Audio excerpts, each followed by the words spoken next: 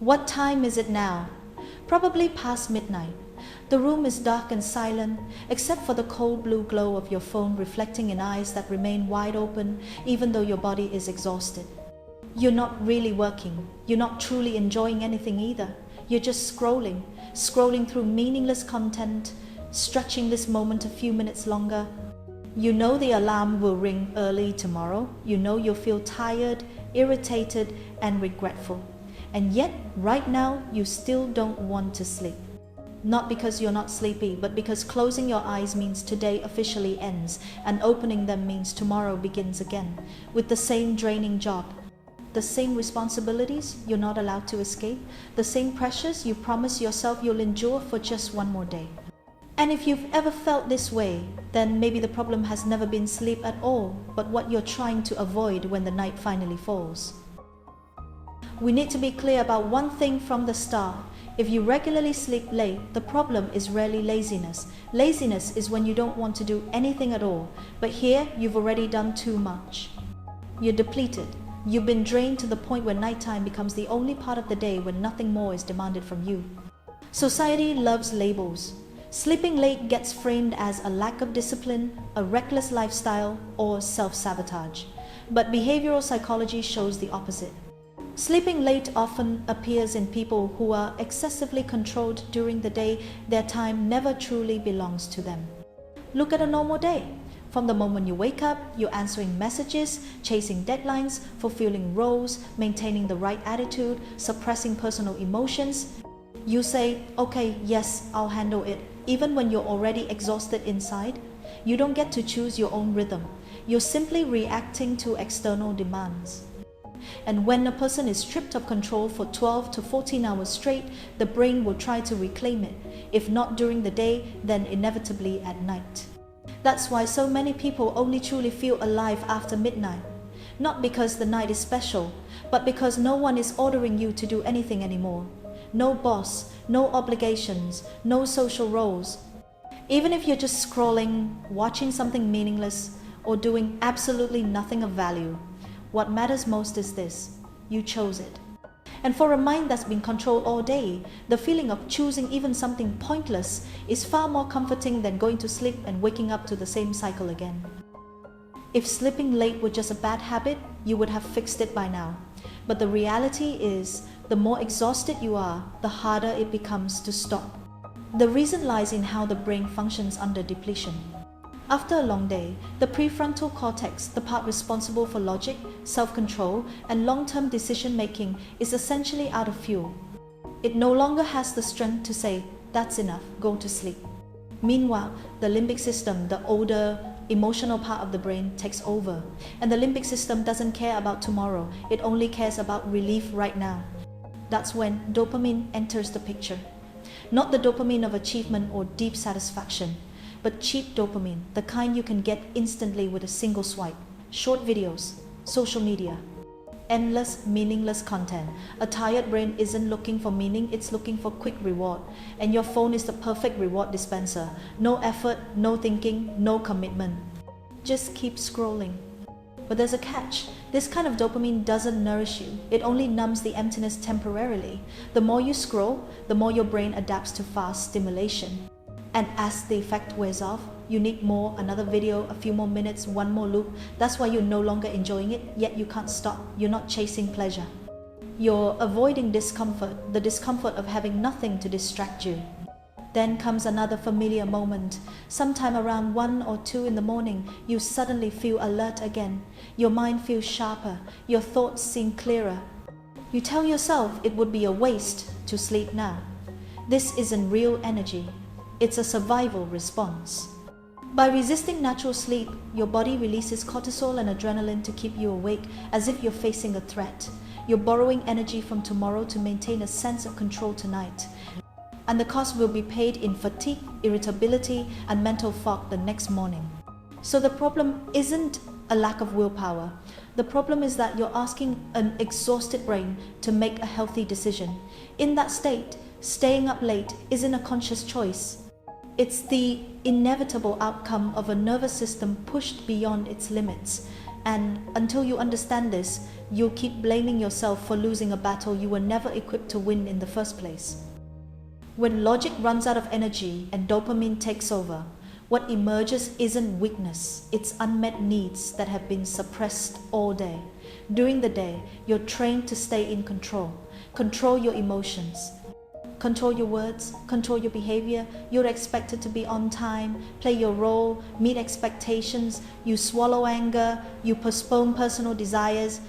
You keep yourself contained to remain a functional adult. But constant control doesn't eliminate needs, it only pushes them deeper. In psychoanalytic theory, Carl Jung called this suppressed part the shadow. It holds impulses, desires, restlessness, and deeply human needs that you're not allowed to express during the day. The shadow isn't evil, it's starved, and anything starved long enough will eventually demand to be heard. Nighttime is the perfect moment for that demand. When external expectations disappear and rational control loosens, the shadow steps forward. That's why staying up late often feels like rebellion. Not loud rebellion, but quiet defiance.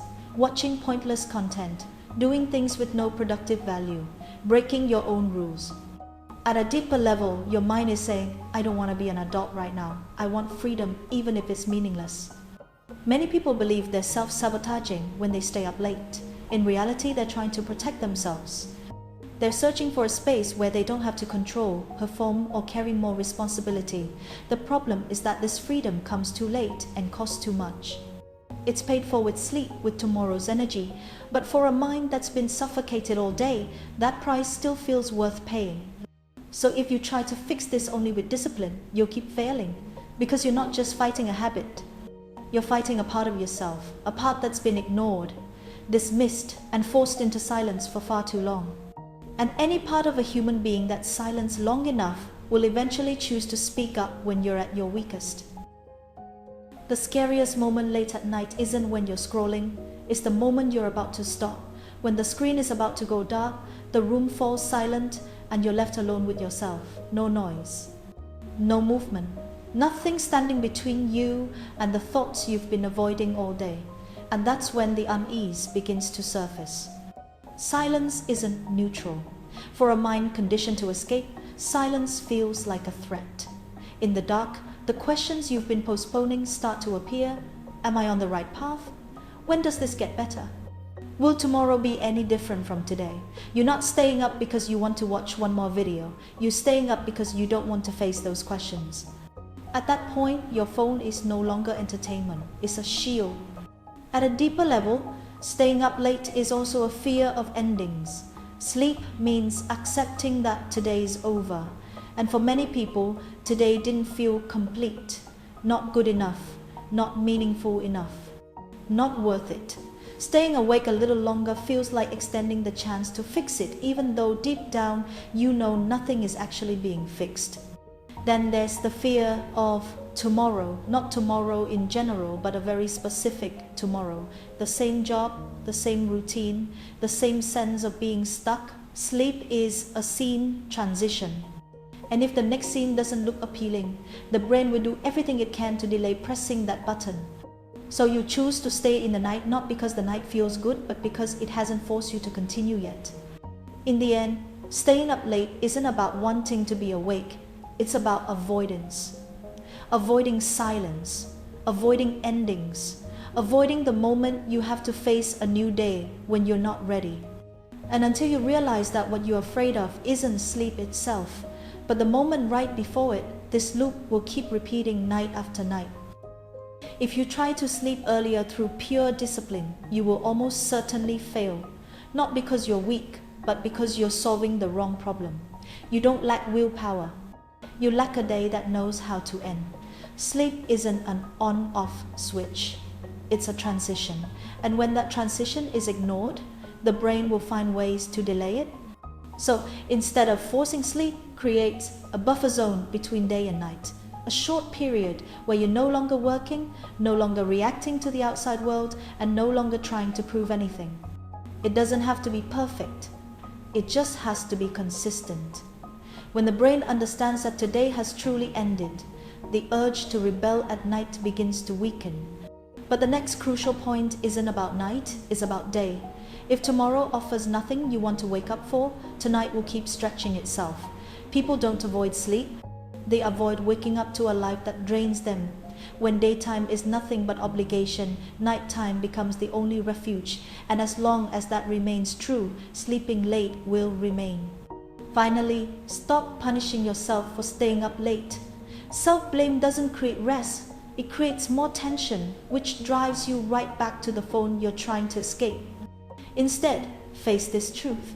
Sleep is not a reward for a perfect day. It's a minimum requirement for staying mentally and physically alive.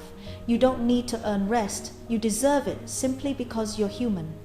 When you begin to treat sleep as recovery rather than obligation, things start to shift, not overnight, but gradually. And when your days develop boundaries, your nights no longer need to fight back.